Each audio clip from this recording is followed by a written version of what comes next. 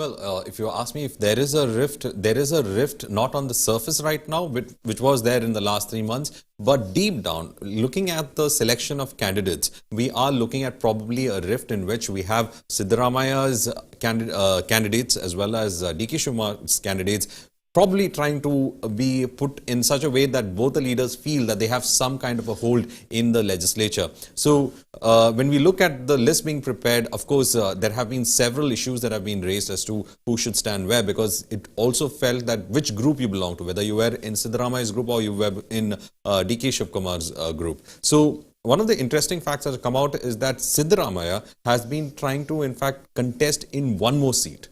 Which is this one more seat? Well, it is Kolar, where he's been trying to say that he would go ahead and stand from that place. But interestingly enough, we have seen how Siddaramaiah in the previous elections had lost in one of the seats, that is from Chamundeshwari seat against JDS's GT Devegowda. Right. And won from Badami, but not by a huge margin, but had won from Badami at a small margin. He had won from there and still has been holding his sway in Karnataka's legislature as its opposition leader. DK Shivakumar, of course, has a huge stronghold, which is Kanakapura. And Kanakapura has been voting the Congress, even in the MP elections as well as in the legislative election. We did see that it is a Congress bastion. Now, the reason why you are looking at the probable friction that's happening over the second seat is probably DK Shivakumar is looking at cutting down the influence of Siddaramaiah within the Congress party in the Legislative Assembly, and he's also paving the way for his ambitions as well. So at the larger end of the bargain, he's trying to ensure that Kolar remains within the Congress fold where he can control, and rather than giving it to Siddaramaiah.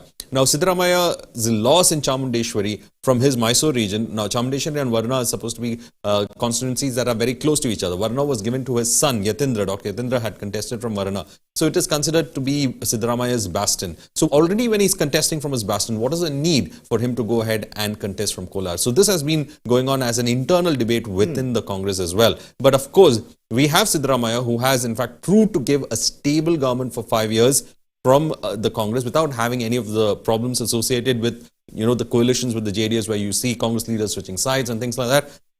So he has given that kind of a stability factor. But then you have an upcoming leader in terms of DK Shivakumar, who's been trying to establish himself as well. Last time, he had in fact made this claim, saying that he has to be considered for at least the deputy chief ministership of the state, when he tried to save the crumbling of the JDS Congress alliance at the first time, when he stopped a lot of MLAs from switching sides, and he was at the forefront of it. There was pressure groups that were formed, and they were in fact none other than then interim Congress President Sonia Gandhi, who was feeling the pressure of it when she was visiting Karnataka, and she had in fact gone and said, "Don't do this."